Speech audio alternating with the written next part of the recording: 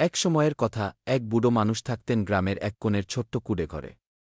তার সঙ্গী ছিল একটা অদ্ভুত বিশাল সাদা কবুতর। কবুতরটা ছিল শুধু বড়ই নয়, বরং খুবই বুদ্ধিমান। বৃদ্ধ কবুতরটিকে নিজের সন্তানের মতো ভালোবাসতেন।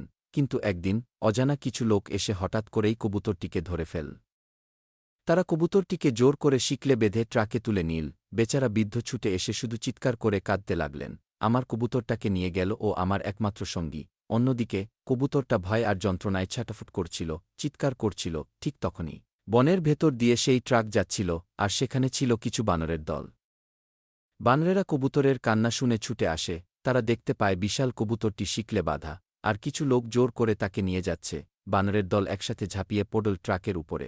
তারা ঘিরে ফেল গাড়িটিকে, আর শুরু হল বিশাল এক ঝগড়া। এক সাহসী বানর লাফিয়ে উঠে কবুতরের শিকল ছিঁড়ে ফেলে দিল।